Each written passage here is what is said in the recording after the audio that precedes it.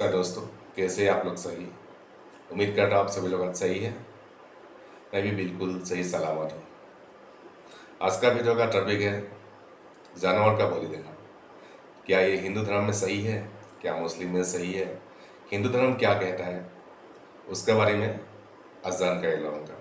मेरा ख्याल से तो इतना जानवर आजकल कटिल हो रहा है, इतना उसको काट कर खा रहा है। दिन में हजार हजार लाख लाख, तो मुझे नहीं लगता ये सही है कि वो भी हम लोग जैसा ही है। तो इसके लिए मैं आज एक वीडियो लेकर आया हूँ। ये वीडियो है ओम स्वामी जी का, उनका यूट्यूब चैनल भी है, उधर भी देख सकते हैं। उसका एक रिएक्शन वीडियो बना रहा हूँ मैं। तो आप लोग देखिए वीडियो में क्या बोलते हैं ओम स्वामी जी जानवर खाने के बारे में। जो हम बकरा बकरी जो कुछ काटा हम लोग उसके बारे में, क्या ये हिंदू धर्म में अलाउ है क्या नहीं है, ये सभी इस वीडियो में है। उम्मीद करता हूँ आप लोग ये वीडियो देखेगा और लाइक शेयर करेगा, मेरा वही तमन्ना है। इनका प्रश्न है कि बलि दी जाती है भगवान के नाम पर और इतना वो क्रूर एक कृत्य है बलि पे चढ़ा देना किसी को, और क्या ईश्वर ऐसी चीज चाहता है? क्या वो देवी या देवता पसंद करता है ऐसा चीज? शंकराचार्य इतने बड़े विद्वान हो गए, वो गए जगह जगह, कश्मीर गए, असम में गए, उन्होंने कोशिश की कि मैं बलि प्रथा को रुकवा दूं। उन्होंने इतना सुंदर तर्क दिया, शास्त्रों का मत दिया, सब कुछ दिया, परंतु मनुष्य बहुत स्वार्थी होता है, वेरी ग्रीडी, लालची होता है, लोभी होता है। वो चाहता है कि मेरा कोई भी दुख है, बस किसी की भी हत्या होती है होने दो, जीव हत्या हो रही है हो रही, कोई मर रहा है मरने दो, मुझे मेरा दुख दूर करना है। उसके लिए किसी ने बोला देवता को चढ़ा दो बलि, वो चढ़ा देता है बलि। ये सिर्फ अज्ञानता का लक्षण है। ईश्वर जिसकी रचना है वो क्या चाहेगा कोई उसका ही बनाया हुआ कोई जीव उसके सामने कट रहा है? मुझे तो नहीं लगता। और ईश्वर क्या वो कच्चा भोजन खाएगा? ईश्वर वो बकरा खाएगा जिसका रक्त इधर जा रहा है, वो तड़प रहा है, बकरा खाएगा वो कुल देवता या देवी? मुझे तो नहीं लगता। जो इतने सुंदर सुंदर पदार्थ खाता है ईश्वर, जिसको हम भोग लगाते हैं, देसी घी का, दूध का, माखन का, मिष्ठान का, विविध प्रकार के व्यंजन, नाना प्रकार के व्यंजन, वो ईश्वर कच्चा मांस खाएगा? वो तो आप भी नहीं खा सकते। तो जो आपसे अनंत है वो मांस खाएगा? तो ये सारी मूर्खता की बातें हैं, अज्ञानता की बातें हैं एकदम। पर आपको ये समझना होगा कि बलि प्रथा शुरू कैसे हुई। यूप स्तंभ एक शब्द आता है विष्णु सहस्त्रनाम में, अर्थात बलि का पशु जिस स्तंभ से बांधा जाता है वो भी साक्षात भगवान है। तो कुछ ऐसे इलाके होते थे हमारे देश में जहां खूब ठंड पड़ती थी। इतनी ठंड पड़ती थी, या तो सारा साल ठंड पड़ती थी और खाने को कुछ पशु के अलावा और होता नहीं था, या इतनी 6 महीने ठंड पड़ती थी कि 6 महीने कोई सब्जी नहीं हो रही वहां पर। तो उन्होंने बोला कि हमको पशु को ही खाना पड़ेगा। वो नेचुरल फूड चेन हो गई। फूड चेन होती है ना, शेर बकरी को खाएगा, बकरी घास को खाएगी, इत्यादि इत्यादि। तो उन्होंने सोचा कि हम ये जो है पशु को हमको खाना पड़ेगा। तो उन्होंने बोला कि गाय को तो खा नहीं सकते क्योंकि गाय दूध दे रही है, गाय से खेतों में भी थोड़ा सा काम होता था, गौ को माता की संज्ञा दे दी गई। और एक बड़ी गहरी बात बताने जा रहा हूं, बैल को इसलिए नहीं खा सकते, इतना बड़ा बैल काट के खाएगा कौन? तो बैल को पाप बना दिया गया, काइंड ऑफ। ये खेतों में हल चलाता है, सब कुछ है, बैल का प्रयोग करना है। तो एक परिवार को खाने के लिए फ्रिज होते नहीं थे, मतलब उस समय परिवार खाने वाले फ्रिज होते नहीं थे उस समय। तो अगर एक जानवर को काट दिया जाता है, कितने दिन उसको संभाल के रख लोगे? तो क्या करने शुरू हो गया कि छोटे जानवर कटने शुरू हो गए, जैसे बकरी या मुर्गा या भेड़, वो कटने शुरू हो गए। अब परिवार होता था उस समय बड़ा, एक बकरी या एक भेड़ कटा तो सब परिवार ने खा लिया उसको। पर फिर धीरे धीरे परिवार जब छोटा हुआ तो वही भेड़ जो बकरी है हर उत्सव में काटी जाने लगी, क्योंकि यूज हो जाएगी, पूरी खाई जाएगी, वेस्ट नहीं जाएगी।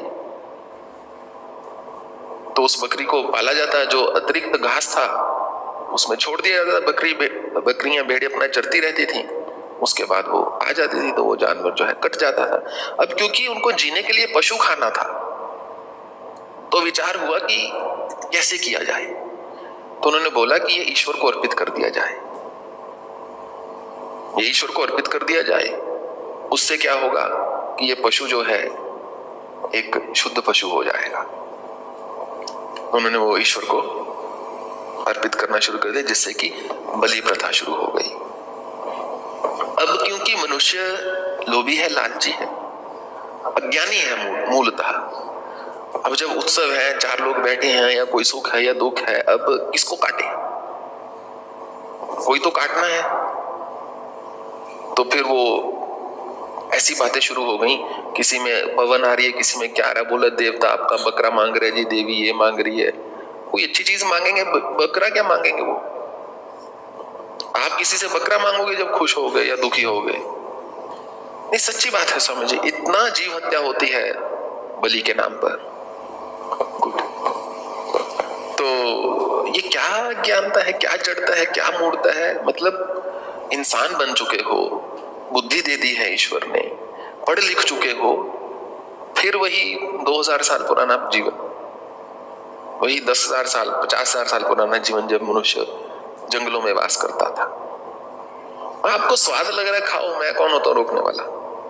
मैं तो ये भी नहीं कह रहा बलि रोको ना रोको, आपका जैसा मन करता करो, पर विचार तो कर लो क्या कर रहे हो। कम से कम उसकी आड़ में तो ना करो देवता की, कि देवता मांग रहा है बलि। और उत्तराखंड में देवता हर दूसरे तीसरे दिन किसी में देवता आया होता है।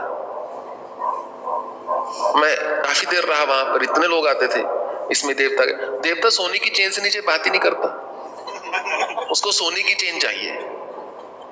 और 90% टाइम स्त्रियों में आता है, सच्ची बात है ये। वो सोने की चेन चाहिए, उसको सोने का कंगन चाहिए, उसको सोने की चेन चाहिए। अगर बहुत खुश हो गया तो ठीक है, एक बकरा दे दो, चल जाएगा काम। और शमशान का दे तो उसको दारू चाहिए, वो पुरुषों में आता है। भरा हुआ उत्तराखंड। देवता को कुछ मांगना है, वो इसमें इनमें आके क्यों मांगेगा ना, आपसे सीधी बात करेगा। मुझे ये नहीं समझ में आता। वो बोलते नहीं देवता है, उसमें देवता ये मांग रहा है। देवता है अगर तो आपसे आके सीधी बात करेगा।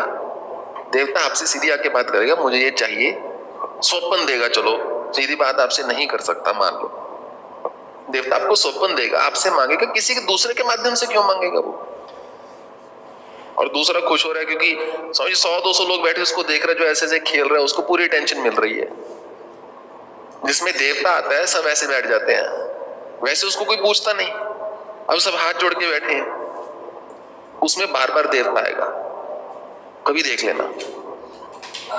जिसमें देवता आता उसका देवता ना कभी बंद नहीं होगा, क्योंकि सब उसको पूज रहे हैं, उसको बढ़िया है, मैं थोड़ा हिला, जो मर्जी बोल दो, कौन सा मेरी जेब से कुछ जा रहा है? बकरी मैंने पैदा नहीं की, बकरा मैंने पैदा नहीं किया, सोने की चेन मैंने नहीं बनानी, वो अपना देखेगा, अपना काम देखेगा। ईश्वर किसी के मन में भय थोड़े ना उत्पन्न करते हैं कि मुझे यदि बकरा नहीं दोगे या मुझे भेड़ नहीं दोगे तो मैं तुम्हें काट दूंगा। उनके पास कमी है। उत्तराखंड में एक छोटा सा कुंड है, रुद्रनाथ में साधना के लिए गया, लगभग 13-14 हजार फुट पे है वो, जहां तक मैंने सुना है।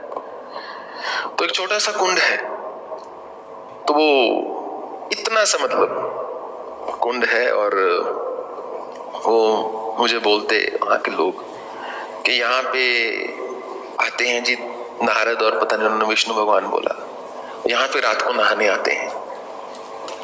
मैंने कहा उनको और कोई जगह नहीं मिली, वो किसी सुंदर सरोवर में जाएंगे, वो अमरावती में जाएंगे, कोई बढ़िया जगह जाएंगे, वो इतना सा कुंड, एक व्यक्ति पूरा उसमें बैठ नहीं सकता।